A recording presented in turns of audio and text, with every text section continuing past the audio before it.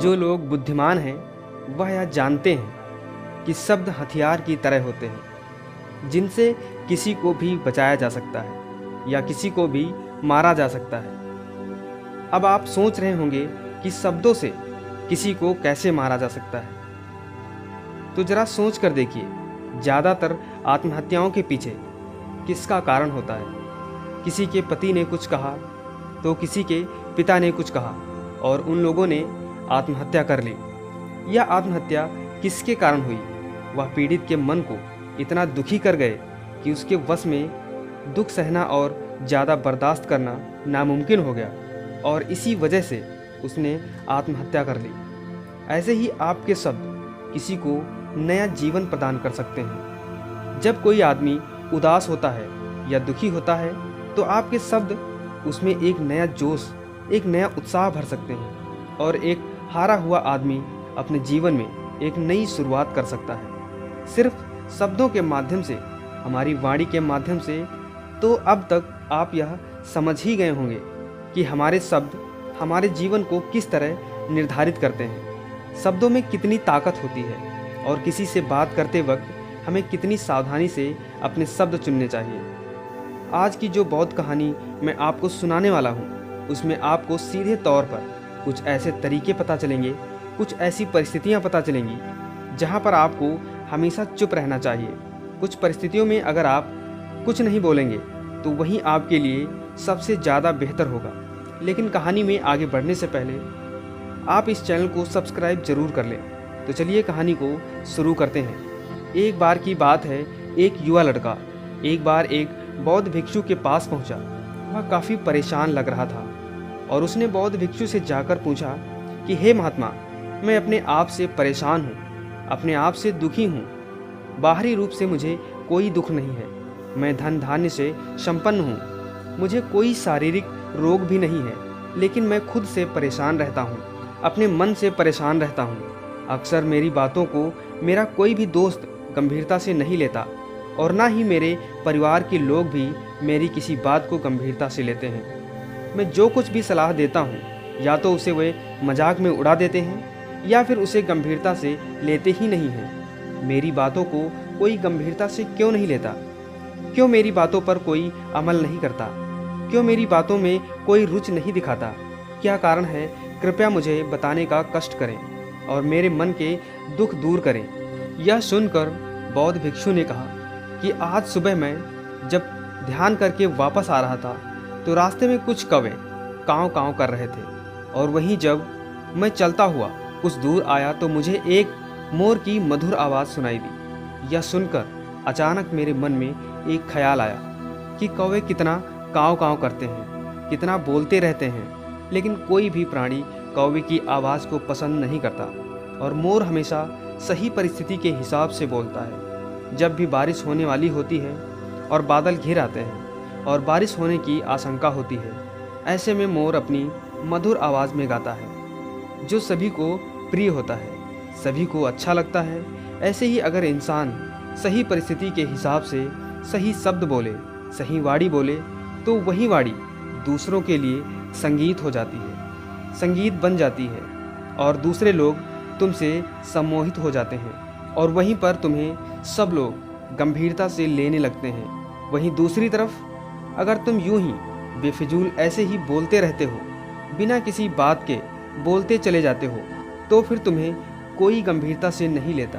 तुम उस कौवे की भांति हो जाते हो जिसकी वाणी कोई पसंद नहीं करता और बाद में तुम्हें दुख होता है कि तुम्हें कोई गंभीरता से क्यों नहीं लेता। इसीलिए अपने शब्दों को बेहद बुद्धिमानी के साथ इस्तेमाल करना सीखो। अगर तुम नहीं सीखोगे तो समाज में तुम्हें कोई सम्मान और कोई गंभीरता से नहीं लेगा। यह सुनकर वह युवा लड़का बोला कि हे महात्मा, मैं जानता हूँ कि मैं ज़्यादा बोलने की बीमारी से ग्रस्त हूँ, मुझे इतना नहीं बोलना चाहिए, लेकिन मैं अपने आप पर काबू नहीं रख पाता और ना ही मैं इतना बुद्धिमान हूँ कि मैं अपने शब्दों को नाप तौल कर बोल सकूँ। मैं तो किसी से बात करते वक्त इतना सोचता भी नहीं हूँ कि मुझे अपने शब्द किस तरह इस्तेमाल करने हैं। कृपया करके कुछ ऐसी परिस्थितियाँ बता दीजिए जहाँ पर मुझे कम बोलना है या फिर बोलना ही नहीं है, हमेशा चुप रहना है।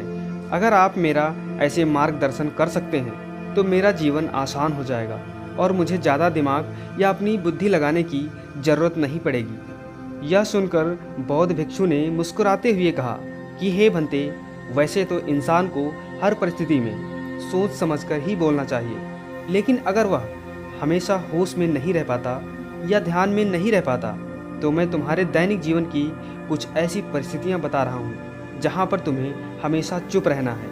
अगर तुम ऐसी जगहों पर कुछ बोलोगे तो तुम्हारा अपमान ही होगा या फिर तुम्हें कोई गंभीरता से नहीं लेगा। सबसे पहली जगह या यूँ कहें परिस्थिति जहाँ पर इंसान को हमेशा चुप रहना चाहिए, वह है जब किसी ऐसी विषय के बारे में बातचीत चल रही हो जिसके बारे में आपको कोई जानकारी नहीं है। तो ऐसी परिस्थिति में व्यर्थ में आप बीच में टांग ना अड़ाएं, अपना ज्ञान व्यर्थ में ना दें। आपको जब कुछ पता नहीं है लेकिन फिर भी आप अपना ज्ञान देने के लिए उत्सुक हैं, तो ऐसी जगह पर आपका अपमान ही होगा। जरा तुम खुद सोचो, जब कोई बीमार आदमी अपनी बीमारी के बारे में चर्चा कर रहा हो और आपको औषधियों के बारे में कोई भी ज्ञान ना हो, लेकिन फिर भी आप व्यर्थ में बेकार में उसे ऐसी ऐसी औषधियाँ बता रहे हैं जिसका उस बीमारी से कोई तालमेल ही नहीं है, तो ऐसे में आप अपनी प्रतिष्ठा अपने हाथों से गंवा रहे होते हैं और आपको पता नहीं होता है। ऐसी परिस्थिति में आदमी को हमेशा सुनना चाहिए। ध्यान से सुनना भी एक कला होती है। अगर आप सुनने का दिखावा करेंगे तो कहीं ना कहीं सामने वाले आदमी को ये एहसास हो जाता है कि यह मेरी बात पूरे ध्यान से नहीं सुन रहा है। इसीलिए जब आपको किसी विषय के बारे में पूरी तरह से जानकारी ना हो तो वहाँ पर केवल अपने कान लगाना ही ज़्यादा महत्वपूर्ण होता है, ज़्यादा ज़रूरी होता है। आप उस इंसान की बातें ध्यान से सुने और इसी बीच आप दोनों के बीच एक संबंध पैदा होगा और वह संबंध सच्चा होगा, क्योंकि आपने उसके बातों को बड़े ही ध्यान से सुना है और इस बात का पता सामने वाले को भी होता है। तो हम बिना कुछ बोले सिर्फ सुनने मात्र से ही किसी को अपना दोस्त, अपना मित्र बना सकते हैं। इस बात को हमेशा ध्यान रखना। दूसरी जगह जहाँ इंसान को हमेशा चुप रहना चाहिए वह है खाते समय। खाते समय इंसान को हमेशा चुप रहकर खाना चाहिए, मौन रहकर खाना चाहिए। महात्मा बुद्ध और उनके शिष्य भोजन के समय शांत भाव से भोजन करते हैं, परिपूर्ण होकर भोजन करते हैं, पूरी तरह से एक एक टुकड़े का स्वाद लेकर भोजन करते हैं। और ऐसा भोजन जब आपके शरीर में पहुंचता है तो वह आपके अंग अंग तक ऊर्जा पहुंचाता है। अक्सर हम भोजन करते हुए कुछ ना कुछ बोलते रहते हैं, कुछ ना कुछ सुनते रहते हैं, लेकिन मौन रहकर पूरा स्वाद लेकर उस भोजन को कभी नहीं करते। हम उस भोजन को करते वक्त आधे अधूरे ही रहते हैं, इसीलिए हमारा शरीर रोगों से ग्रस्त हो जाता है। जरा तुम खुद सोचो, बहुत भिक्षु हमेशा भिक्षा लेकर भोजन करते हैं और भिक्षा भी कितनी बिल्कुल मामूली सी, और वह भी एक वक्त भोजन करने के बाद ही इतने स्वस्थ रहते थे, इतने उत्साह और आनंद से भरे होते थे। और हम तो इतना खाना खाते हैं, इतनी सारी भोजन की सामग्री होती है, लेकिन हमारे शरीर में कोई ऊर्जा नहीं होती। इसका सबसे बड़ा कारण होता है कि हम अपना भोजन होश में नहीं करते हैं, परिपूर्ण होकर नहीं करते हैं, मौन होकर नहीं करते हैं। इसीलिए अपना भोजन हमेशा मौन रहकर ही करें। तीसरी जगह या यूँ कहें परिस्थिति जहाँ पर अगर आपने चुप रहना सीख लिया, इसका मतलब यह है कि आपने अपने ऊपर विजय हासिल कर ली है। गुस्से में शांत रहना या चुप रहना इतना आसान नहीं होता है। अक्सर हम गुस्से से भरकर कुछ ऐसे शब्द बोल जाते हैं जिसका पछतावा हमें हमेशा रहता है, लेकिन जुबान से निकला हुआ शब्द वापस नहीं हो सकता।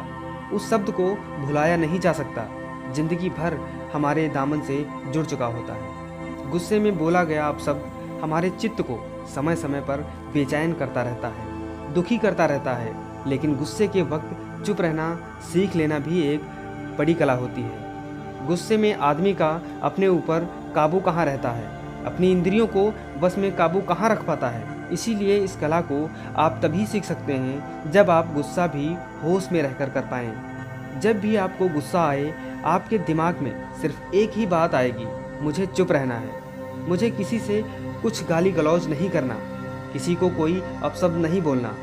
और जब ये विचार गुस्से के साथ जुड़ जाता है और धीरे धीरे आदत बन जाता है, तो आप अपने गुस्से को भी काबू करना सीख जाते हो। जब भी कभी गुस्सा है तो किसी को कुछ बोलने की बजाय कुछ शारीरिक व्यायाम करना शुरू कर दो।